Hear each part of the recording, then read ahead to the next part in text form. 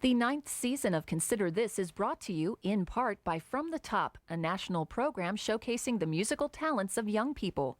From the Top can be heard on KVNO Classical 90.7 each Sunday at 5 p.m.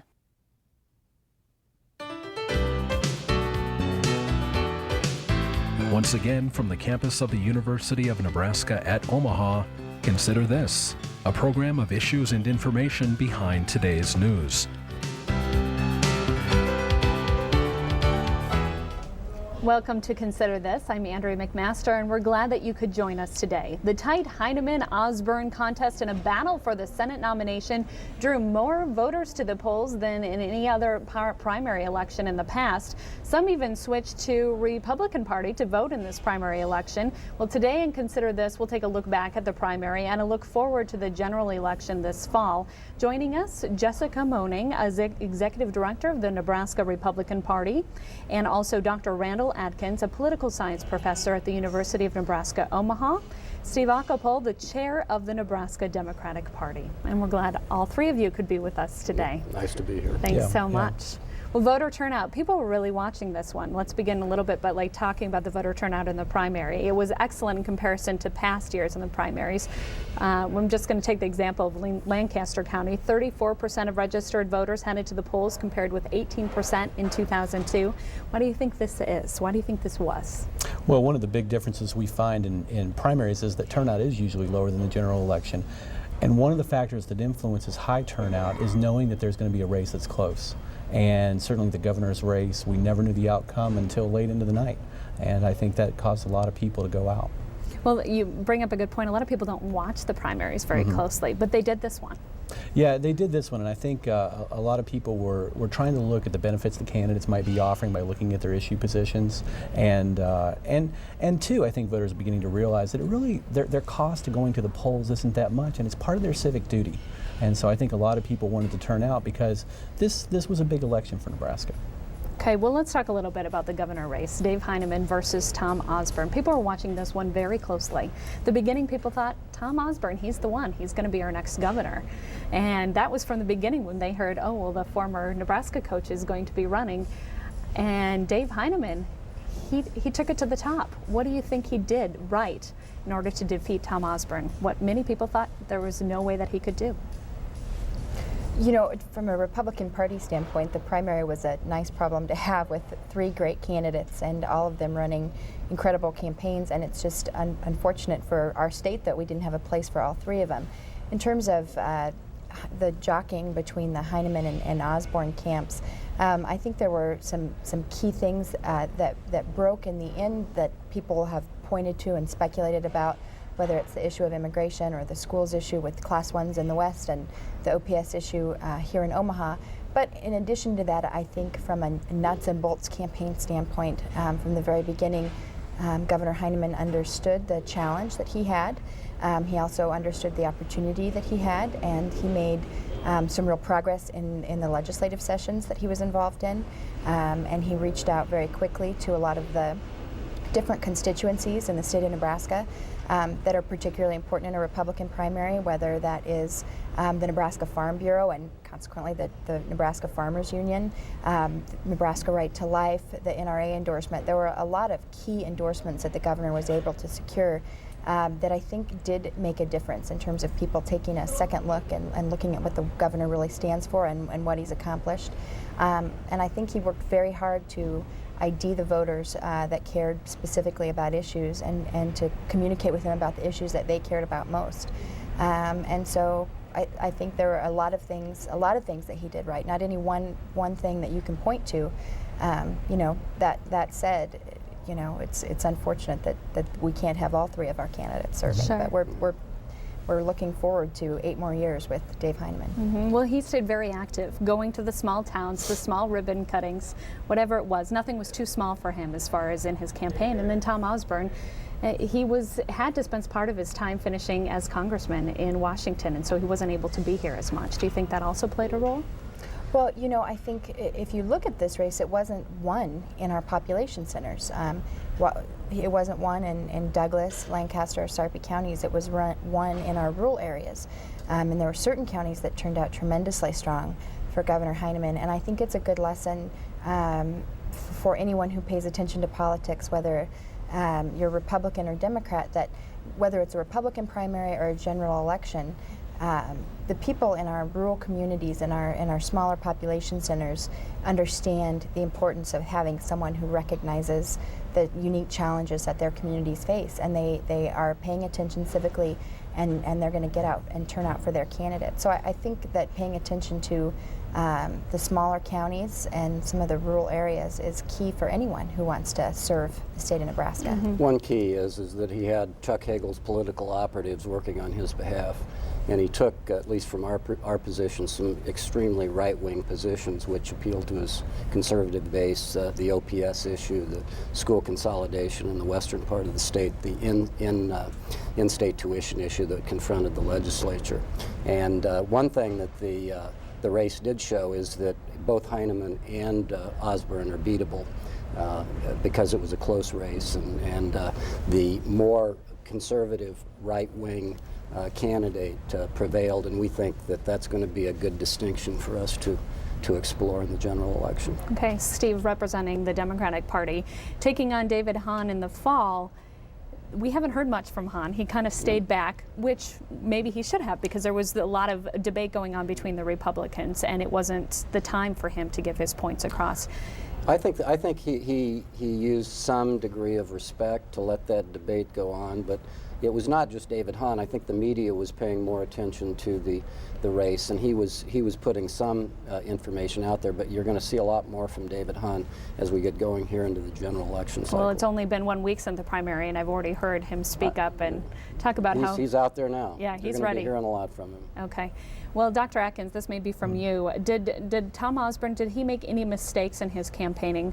For one that I can think of is that in April 2005, when he jumped into the election, he said, well, I'm only willing to serve one term. Was that a mistake? And I know some were also concerned about his health. Well, I don't think that was necessarily a mistake. I think most people probably forgot about it by the time Election Day rolled around. I think the big thing that happened here is, as was pointed out a minute ago, is Governor Heineman had a real advantage. Anytime an incumbent is able to run for re-election and they haven't made a big mistake while they're in office, they're able to use the advantages of incumbency to get out into the small counties and into the small communities and to take positions on issues, legislative issues that are popular with people in the state. And so Heineman had a real natural advantage here. The natural advantage of Osborne being a celebrity was almost erased because for much of 2005 he was working in Congress in Washington, and he really couldn't concentrate on the campaign until it got till the very recent couple months, and I think that really hurt him. And one of the things we found is that these celebrity candidates, they are beatable, especially when they're running against an incumbent. Okay. Well, let's talk a little bit more about Democrat David Hahn, a Lincoln businessman. Yes, he's also a lawyer. He got started in his professional life representing small farmers during the farm crisis in the 1980s. Built a strong reputation both in the banking community and in the farming community. He's originally from central Nebraska. And then he went into the internet online business banking or newspaper business, and he's made quite a reputation, and he's made quite a fortune in that area. And he's very much interested in a number of issues. One of his primary issues is going to be wanting to extend broadband and the internet out to all the reaches in the state of Nebraska, which will provide medical opportunities, will provide educational opportunities where they don't exist. He's going to be a strong supporter of public education, K through 12, as well as the University of Nebraska, and his resume really goes on and on and on, but he's going to be talking loudly about those issues. Dave is a real no-nonsense guy. He's a lot like Ben Nelson. He's more interested in finding solutions to problems and addressing the needs of the citizens of Nebraska instead of engaging in the partisan dialogue that we see all too frequently. That's what you're going to see out of David Hahn. Okay, well, one thing that we've heard some about, not that I'm making this up, but I've heard people talking in the community saying, well, Heineman is already our next governor. Whoever wins that primary is the next governor. I'm sure you've heard this too, Steve. Not just basically saying, well, we're going to ignore the general election. David Hahn doesn't have a chance. I want to hear all three of you what you have to say about that. Well, once you hear David Hahn, I think you'll change your mind. And I hope the Republicans do take it for granted. David Hahn is quite a character, and he's going to be out there promoting issues, talking about the issues. He's a very well-spoken individual, and he brings an expertise in technology, the likes of which we haven't seen in a governor, I don't think, at any time in our state's history. This guy really knows and has a plan to send broadband out so that we can have interactive communication among doctors, among educators, among people in all walks of life, to really get out and address the depopulation problem that we're having in Nebraska. He has a plan. Okay, and he's going to be a Jessica, pro-education. He's going to be a pro-education. I'm going to governor, cut too. you off too, Steve. Okay, Jessica, what do you? You know, David Hahn might be a character, but I think Nebraska deserves a little bit more than that. And what they have in Dave Heineman is a public servant. This is someone who has served his community. He was on the Fremont City Council, and then he served as treasurer and then as lieutenant governor, and now quite ably as the governor. And I believe that people want to see more of Dave Heineman. He ran his campaign against Tom Osborne, knowing from the very beginning that this was about the job he was doing as governor. And not just Republicans, but Democrats turned out, and it turns out that people were pleased with the job that Dave Heineman is doing. Is he going to still continue to campaign hard? Absolutely. He's not taking anything for granted. If there's anyone that understands that a year is an eternity in politics, it's Dave Heineman. So he's not taking anything for granted. I've never seen anyone work harder. And you know, while the Democrat Party may make every effort to say that they're going to work to make a race out of this, and the governor's not taking it for granted, the truth is they couldn't even convince their own party that they had a real candidate, and that's why they had to switch to our party, because the Republican Party was the party giving them choices in terms of who was going to govern the state. Okay, Dr. Atkins. Well, I think one thing I'd remind both party officials here is that this election is also going to have a very high turnout, because I think, not to foreshadow what we're going to talk about in a few minutes, but the Senate race is going to be very competitive. And because of that, that means it's going to be a lot of people voting for governor. The crucial thing for Hahn is going to be to show that he is different than Heineman. And that's going to be very difficult for him, because in a state where, you know, the preponderance of voters are Republican, he's got to prove to a number of Republicans that they have to cross the party line and vote for him. It's not unheard of, because we've had Democratic governors in the recent past in Nebraska, but it's an uphill challenge. Okay. Well, let's talk about the Pete Ricketts, the Ben Nelson campaign. The 2006 Senate campaign is on a way to becoming one of the most expensive in Nebraska history. The race does have national significance as well, as it may determine which party controls the U.S. Senate.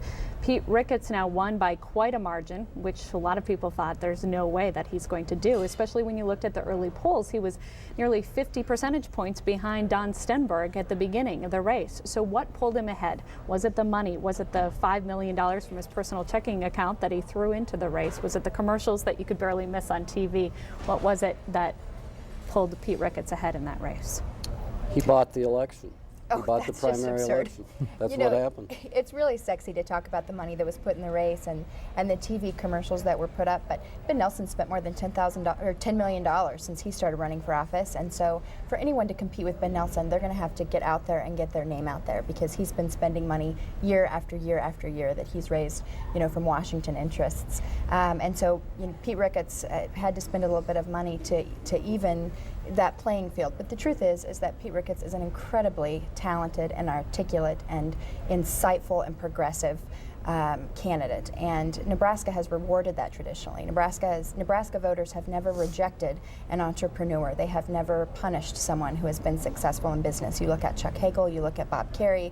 Nebraska voters are populist, they're independent-minded, and they are going to judge someone on the merit of their positions and their accomplishments. And I think they're going to look at Pete Ricketts and like what they see, just like they liked what they saw in Chuck Hagel in 1996, and what they saw in Mike Johansson in 1998. And so I think it's an easy brush off to say that Pete Ricketts, it's just about his money, but he got out there and campaigned really hard. He's known very well in the counties, not just because of the commercials that people saw, but because people actually met him and liked him, and what he was talking to them about resonated with them and what's going on in their daily lives. And to that note, the commercials haven't stopped. I have to say, in past elections, there is a lull between the primary and the general election. There's no lull, it doesn't appear, in this race. No, it's going to be a competitive race. I think that this is probably going to be one of the top 2 or 3 races in the country. Even though you've got a Democrat that votes 50% of the time with the Republican Party in Ben Nelson, the Republicans are going to take the opportunity, if they can get it, to find somebody who votes with them 80 or 90% of the time. And we've already seen from the National Republican Senatorial Committee, led by Elizabeth Dole, that they're going to support Pete Ricketts. I expect to see President Bush here. You can probably talk more about that, but I expect to see him here campaigning for Pete Ricketts too, because this is one of the states where the president's still fairly popular. So it's, I mean, this is going to be a competitive race, a very competitive race. Ben Nelson is the top-rated U.S. senator in terms of popularity in his own state in the entire United States Senate. He's a two-term governor of this state. He balanced 8 straight state budgets, vetoed almost $200 million in spending that was laid on his desk by the state legislature, revamped the property tax system, appointed all the current members of the Nebraska Supreme Court, and I could go on and on and on. He has 6 years of an exemplary record in the United States Senate in representing what are really the Main Street values of Nebraska. He didn't miss a beat on that one. Versus the Wall Street values that I think you'll see Mr. Ricketts promoting in the general election. Well, you know, the politics of destruction are not going to serve anyone well against Pete Ricketts, because calling him the Wall Street values when he has helped to create and maintain over 1,500 jobs right here in Nebraska is just disingenuous, and people are going to see through that pretty quickly. And I think the challenge that Ben Nelson has, I mean, you can hear from the Democrats' talking points that they're talking about his popularity. And that's how he's operated as a governor and a senator, is to stick his finger in the air and see what's the most popular, because he's afraid of losing his seat instead of taking a stand in terms of leadership. And on his announcement tour, or the tour that he did recently, he was talking about how effective he is in the United States Senate because he considers himself a maverick. But just yesterday in the Washington Post, there was a report put out and an article written about the most effective senators in the United States Senate. And out of 100 United States senators, Ben Nelson was ranked number 88. So for all of his positioning and pining to the voters and even leadership of both parties in Washington, it's certainly not serving Nebraska well. And Nebraska deserves someone who will be upfront about what they believe, who doesn't have to run from their party, and who will get results. And that's what we're going to have in Pete Ricketts. It will be a true distinction of records in this case. And Democrats know what Ben Nelson's record is. Nebraskans know what Ben Nelson's record and accomplishments are. And we're asking, what has Pete Ricketts accomplished? That's going to be the question in this case. Dr. Atkins, I'm going to let you throw your point of view in here. Well, I mean, this is, you can see already that this is going to be a highly competitive race. I think that it's probably going to be, as you said earlier, the most expensive race that we've ever seen in Nebraska. There's going to be money from inside the state. There's going to be money from outside the state coming into the campaign. And we're going to see really how good these campaigns are and how good these candidates are. I think we got two good candidates here. So one is coming in as someone who has served in office for a while in different positions. Another's coming in as an outsider, and I think it's going to give the voters a real choice. Let's let them have a campaign. Let's let them talk about the issues over the next few months, and let's not pick on them if they want to spend a little money, because they're going to spend it on both sides. Do you think right now that Nelson has the advantage, being the better known candidate, the one that people know, they know his name? I think everybody knows who Pete Ricketts is now too. So I think the advantage that Senator Nelson has is incumbency. So he's got a record, and he can talk about his record. Of course, the disadvantage of that is that the opponents can talk about his record too. So, but I'm looking forward to this. It's going to be a good campaign, I think. Well, let's talk a little bit about really this race. We've all mentioned it, that has national significance, that it may determine which party controls the U.S. Senate. Mm-hmm. We might see, as Dr. Atkins mentioned, a visit from President Bush. But Nelson has said this is not a party race, pointing to his record of independence in Washington, really saying that's not really what's going to get voters to the polls. What would you have to say about that? Well, I think that's precisely right. He's right on the money. And he not only says that, but his record supports that. He's reached across the aisle. He was centrally involved in addressing the difficulty of the federal judicial nominating process, and broke the deadlock. He was one of the leaders. Even the Republicans in the U.S. Senate admitted that. So he's voted for President Bush's tax cuts right down the line. He's supported our troops. He has stood up for workers' rights when he felt that that was appropriate, particularly safe working standards. And he's fought for environmental issues like protecting the Arctic from oil drilling. So he's really addressed issues. He's a problem solver. He's addressed issues on an issue-by-issue basis, really without partisan influence. And that's really, we need more of that in the U.S. Senate. And I think you're going to be hearing him talk about all these issues, and again talking about his record, which is exemplary.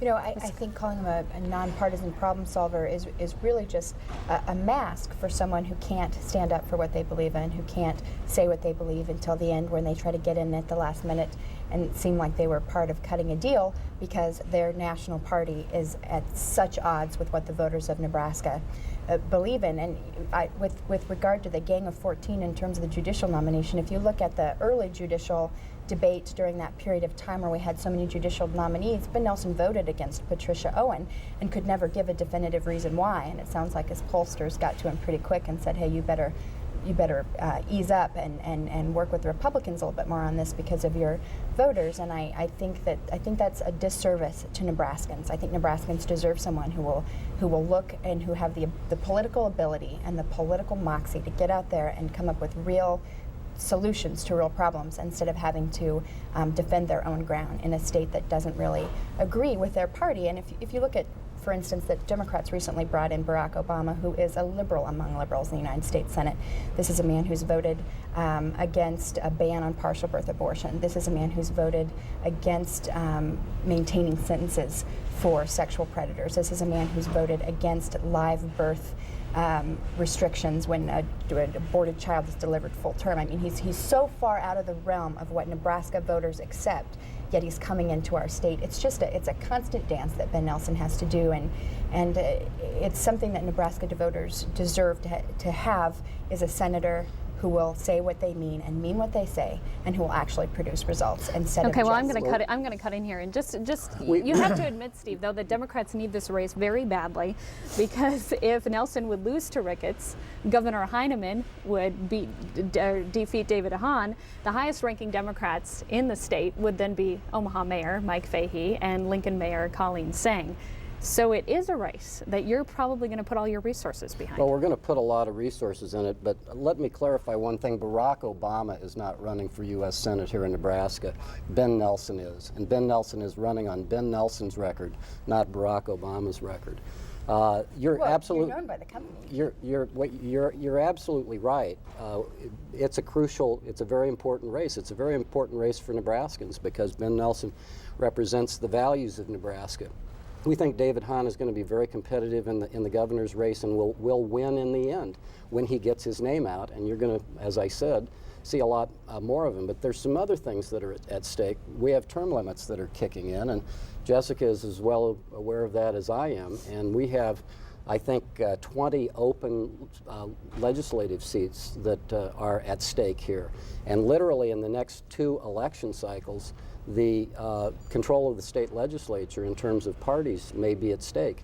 We put 15 out of the 17 races in play. We put Democrats in the general election. We have Democrats winning in places like Tekamah, in West Omaha, in East Lincoln, Republican strongholds. We have Democrats winning in Fullerton, Nebraska. We have a strong second in McCook, Nebraska. So this is an area where we're going to be putting a lot of our resources as well. But again, the Ben Nelson race is the main event, no doubt about it. Okay. Well, let's talk a little bit about that since we don't have a lot of time left. The state legislative races. I've noticed we are seeing so many new faces, which of course we're going to see when there are 22 open seats in the state legislature.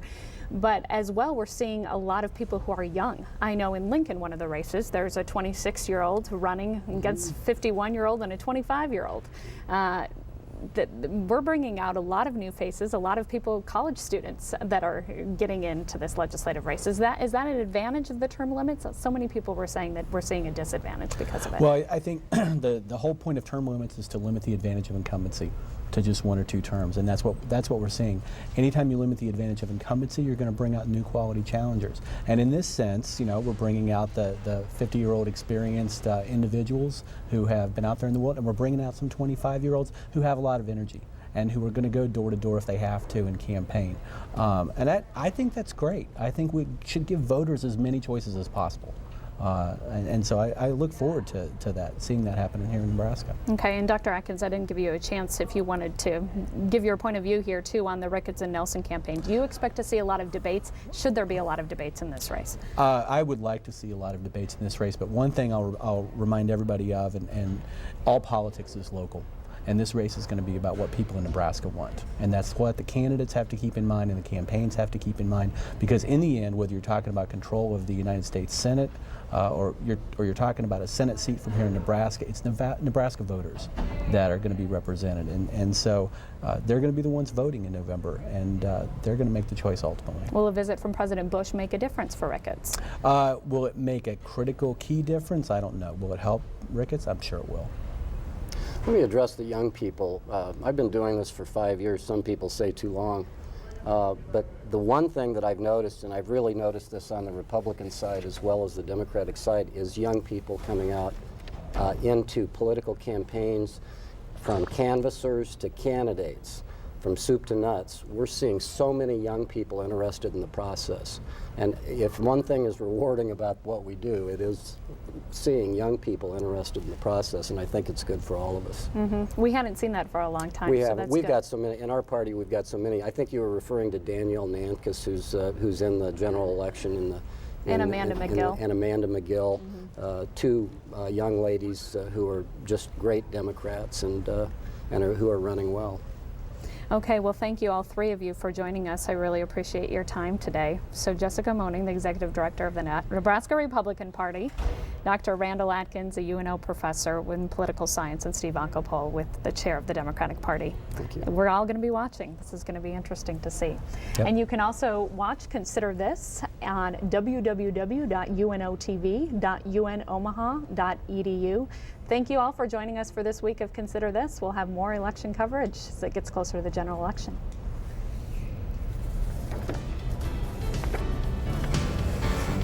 Thank